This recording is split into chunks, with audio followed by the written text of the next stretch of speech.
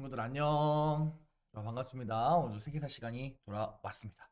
자, 오늘은 중국 근현대사 오늘 3시간 중에 마지막 세 번째 시간이 되도록 하겠습니다. 변법 자강운동, 의화단 운동, 그리고 신의 혁명이라는 제목으로 수업을 진행을 해보도록 하겠습니다. 자, 우리가 순서가 중요하다고 했습니다. 아편 전쟁에서 시작되었던 흐름들 오늘 마지막까지 한번 달려보도록 하겠습니다. 지난 시간에 청일 전쟁까지 공부를 했지요. 자, 복습을 조금 해보자면은 우리가 처음에 아편 전쟁 얘기를 할 때 삼각 무역부터 시작을 했어. 영국은 중국과의 무역에서 많은 무역 적자를 보고 있었고 그 무역 적자를 극복하기 위해서 인도를 통해서 청나라의 아편을 밀수했다. 그리고 이 아편 밀수가 청나라에 의해서 제재를 받게 되자 그것을 구실로 하여 일어난 전쟁이 아편 전쟁이었고 두 차례에 걸친 아편 전쟁의 결과 서양 세력이 청나라에 침입할 수 있게 되는 계기가 되었다. 이렇게 이야기를 했습니다. 아편 전쟁이 청나라가 겪었던 외부적인 위기라면 청나라의 내부적인 위기로는 태평천국 운동이 있었는데 태평천국 운동이라 하는 것은 청나라 타도를 외치면서 일어났던 기독교 중심의 특이했던 농민 운동이었다. 그래서 뭐 여러 가지 주장들, 뭐 천조 잼무제도, 뭐 남녀 평등, 그다음에 뭐 전족 등의 악습 폐지, 뭐 이런 여러 가지 이야기들을 주장을 했었고 그 리더는 뭐 홍수전이었다. 이런 것도 우리가 지난 시간에 공부를 했을 겁니다. 자, 그 이후에 아편 전쟁과 태평천국 운동 당시에 서양 세력들이 싸우는 것을 바라보았던 이홍장 같은 한인 관료들이 주도해서 야, 서양 애들은 이렇게 발전했구나. 중국도 청나라도 빨리 근대화해야겠다라고 하는 일념하에 시작되었던 근대화 운동. 1800년대 후반대의 중국에서 있었던 근대화 운동의 이름이 양무 운동이었다. 이렇게 정리를 했습니다. 하지만 양무 운동의 핵심 가치는 무엇이었냐? 바로 중체 소용이라고 하는 네 글자로 표현될 수 있는 아이디어였는데 중체, 중국의 것을 몸통으로 하고 서용, 서양의 것은 사용한다 라고 하는 그런 기술 위주의 근대화 운동이 양무 운동이었습니다. 결국에 기술 위주의 운동을 했었던 양무 운동은 머리부터 발끝까지 모든 것들을 서양 스타일로 근대화했던 메이지 유신을 했었던 일본을 이기지 못하게 되고 이는 청일 전쟁에서 청나라가 패배하는 결과로 나타나게 됩니다. 결국에 청나라가 패배하고 나서 청나라가 깨닫는 거지. 아, 양무 운동과 같은 방식으로는 일본과 같은 스타일, 서양과 같은 스타일들을 이길 수가 없구나. 부족한 근대화 운동이구나 라는 생각을 하게 되는 겁니다. 결국에 이제 이 양무 운동 그리고 청나라의 패배에서부터 오늘의 이야기가 이어진다라고 보시면 되겠습니다. 자, 그래서 오늘의 첫 번째 주제는 바로 변법 자강 운동입니다. 변법, 법을 변화시키고 옛날이라면 법을 변화시키지 않았을 거야. 양무 운동과 다르게 법 자체를 아예 변화를 시키고 자강, 스스로의 강함을 도모하는 그러한 운동이다.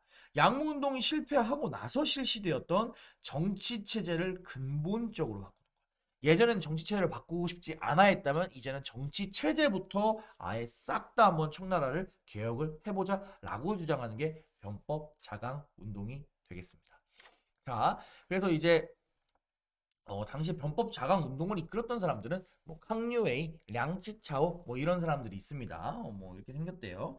자, 이런 사람들은 어디에 일본의 메이지 유신을 본떠서 우리도 일본처럼 기술만 바꾸지 말고 정치 플러스 모든 것들을 좀 다 바꾸어 보자. 우리가 다음 시간에 일본사를 하면서 배우겠지만 일본 같은 경우에는 메이지 유신이라는 것을 실시를 하면서 천황을 중심으로 해서 많은 것들을 전부 다 서양 스타일로 변화시켰습니다. 중국도 이것처럼 정치체제, 아예 의회도 우리도 세우고 입헌군주제. 중국은 너무 황제가 마음대로 다스린다. 그래서는 안 된다. 이제는 황제 같은 군주들도 헌법을 따라야 된다. 법에 의해서 다스려야 된다. 그런 체제 우리도 실시를 하자.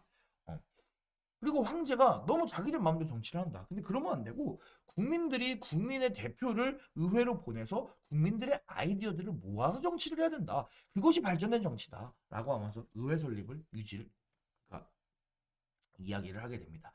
뭐 이 이외에도 과거제를 개혁하고 서양식 교육을 실시하고 상업을 발전시키고 그런 기타 등등의 이야기를 많이 했습니다. 그럼 오늘 량치차오가 이야기했던 것들을 한번 살펴보고 우리가 그래서 변법자가 운동에 대해서 조금 알아보도록 합시다. 자. 량지차오가 본바탕을 제대로 알지 못한 개혁의 패단이라고 하는 글을 했네. 본바탕을 알지 못한 개혁이 뭘지 한번 봅시다. 서양의 관리는 그렇게 일을 잘하는데 청의 관리는 정말 무능한 것이 보인다. 하지만 내가 보기에 이것은 그 사람을 탓한 것이 아니라 제도가 그래서 그럴 수밖에 없다. 이런 낡은 제도를 바꾸지 않고 서양의 한두 가지 사물만을 열심히 배워서 자강을 도모했다.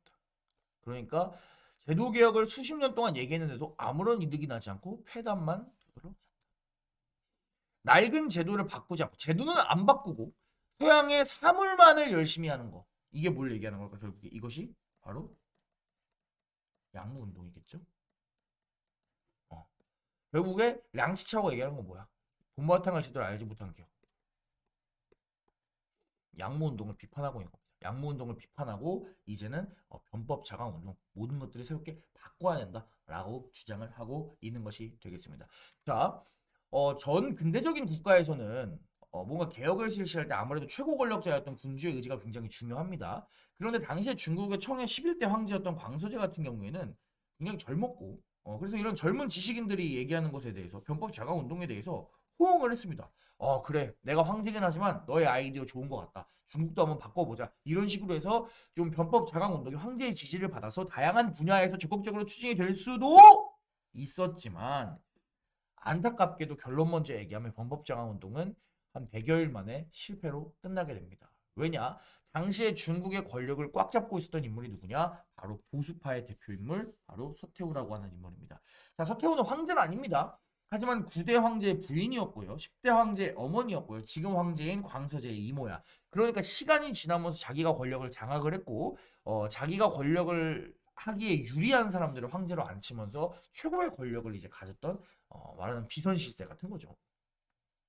그런 사람이 서태후가 되겠습니다.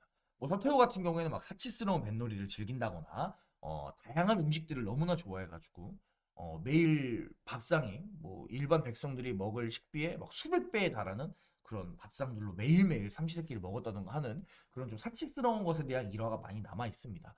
그리고 서태후 같은 경우에는 중국을 위하는 것이 아니라 자기를 위해서 정치를 했기 때문에 양무운동 같은 경우 우리가 공부했으면 양무운동의 한계 부패하는 관리와 정부의 세력들이 양무운동을 위한 재정 지원을 안 했다고 우리가 지난 시간에 양무운동의 한계에서 공부를 했는데 대표적인 인물이 서태후입니다.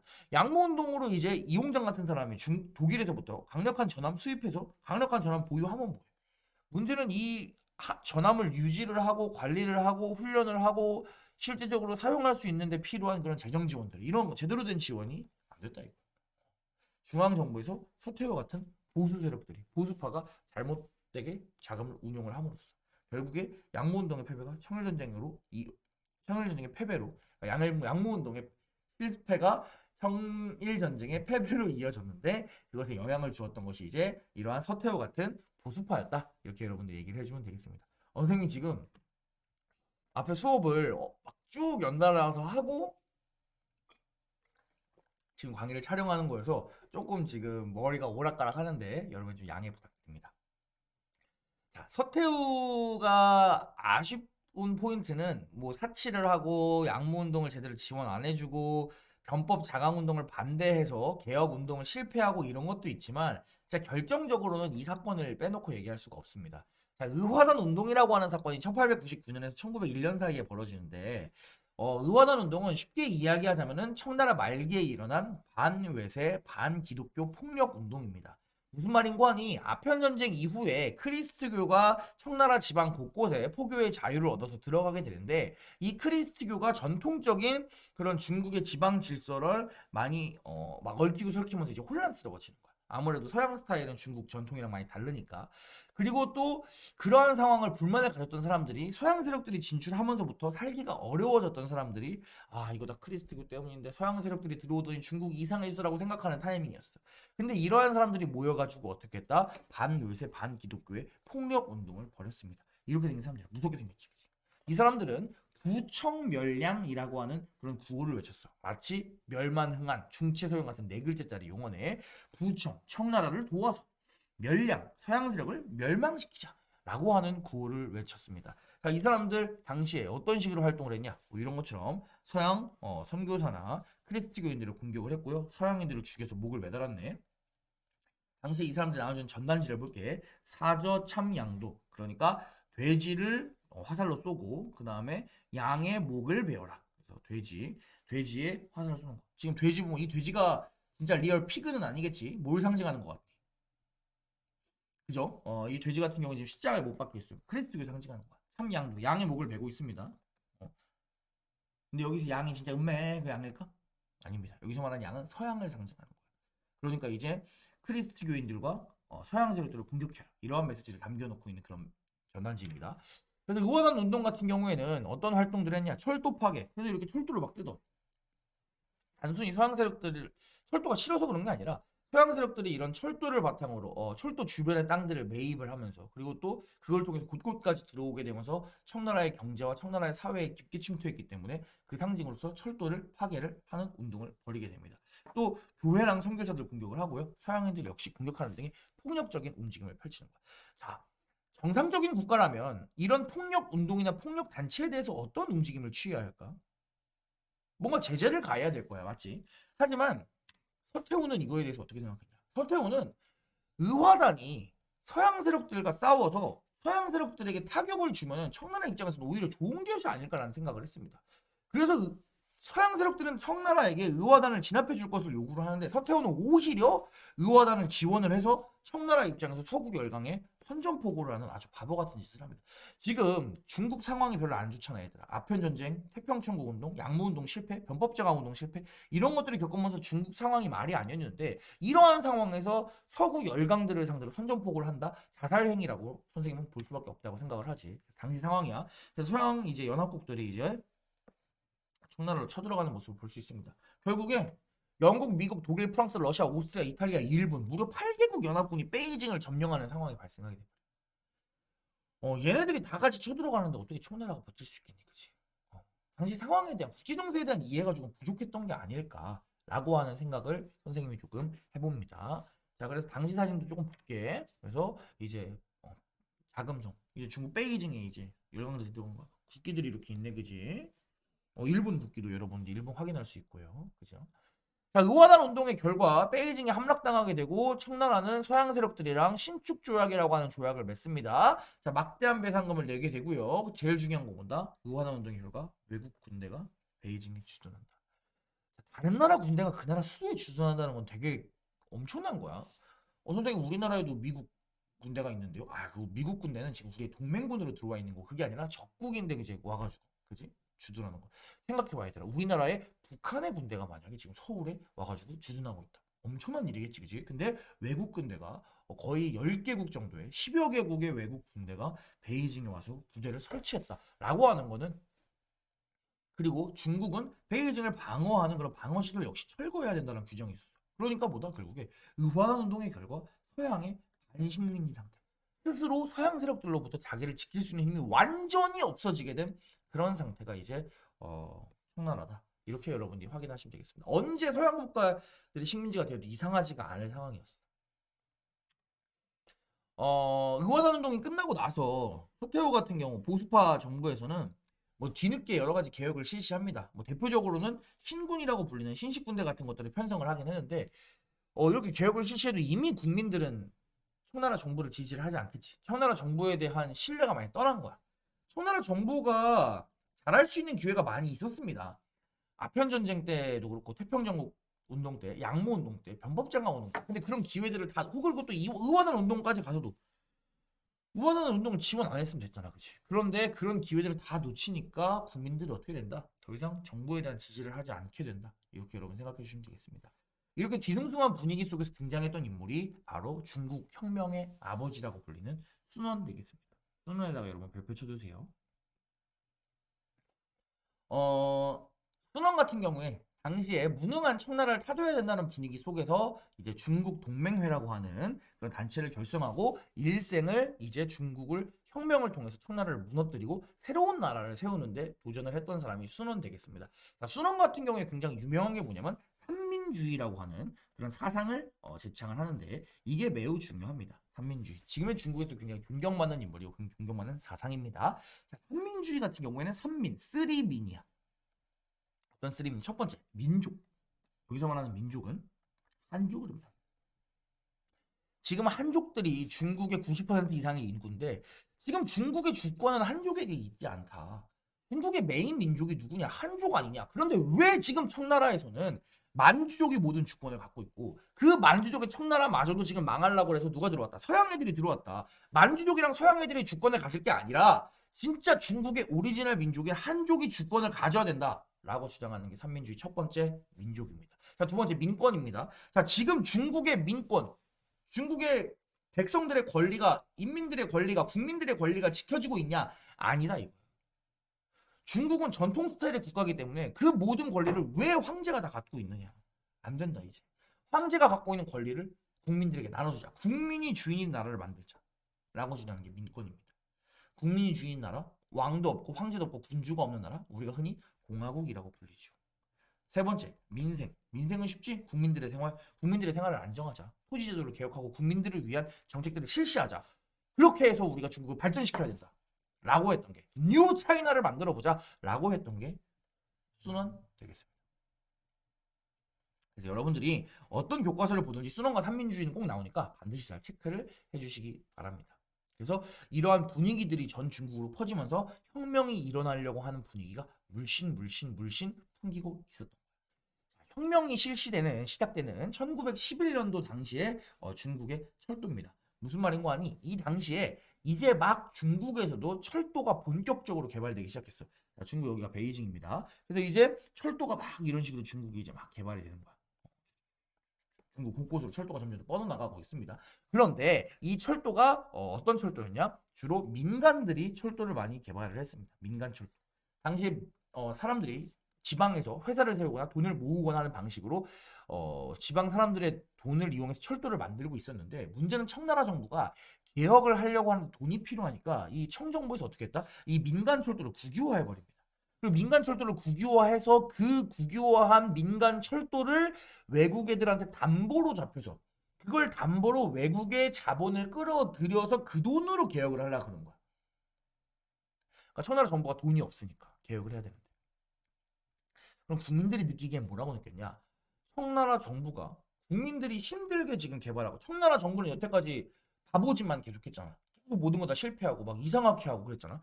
근데 이제 좀 청나라 발전하려고 청나라 발전하기 위해서 이제 좀 철도를 놓고 있고 그 철도를 민간이 놓고 있고 국민들이 놓는데 국민의 재산이 모여서 만든 철도를 청나라 정부가 훔쳐가는 것처럼 보였을 거야. 그냥 훔쳐가는 것뿐만 아니라 그 철도를 담보 잡혀서 돈을 빌리니까 외국 애들한테 담보를 잡힌다. 즉 외세에게 이 철도를 주는 것처럼 느껴졌을 거야. 국민들이 느끼기에는. 맞습니까? 그러면서 전국적으로 철도 국유화 반대 운동이 벌어지게 됩니다. 중국에서. 청나라 정부는 이 철도 국유화 반대 운동을 진압을 하려고 했습니다. 하지만 오히려 이 운동을 진압해야 되는 신식군대였던 신군들이 아까 이제 나왔던 신군들이 무장봉기를 일으키게 되고 이 군인들의 반란에서부터 신해혁명 1911년에 신해혁명이 시작이 되게 됩니다. 이 1911년의 신해혁명을 통해서 청나라 정부가 무너지게 되는 겁니다. 자, 중국 가운데 지역에서 시작되었던 신해혁명은 전국으로 빠르게 퍼져나갑니다. 그래서 이제 당시에 난징까지 점령을 하게 되고 난징을 점령하고 나서 이 사람들이 이제 이 정도면 어느 정도 우리 세력이 안정화되었다라고 하면서 이제 당시에 중국 혁명의 분위기를 이끌어가는데 큰 힘을 썼던 그 전까지 여러 번의 혁명 활동을 하다 실패를 했음에도 불구하고 계속 인생을 중국의 혁명을 위해서 몸을 바쳤던 순원을 이제 중화민국의 당시 이 차지한 신해혁명의 임시 대총통으로 임명을 하고 중국 최초의 공화국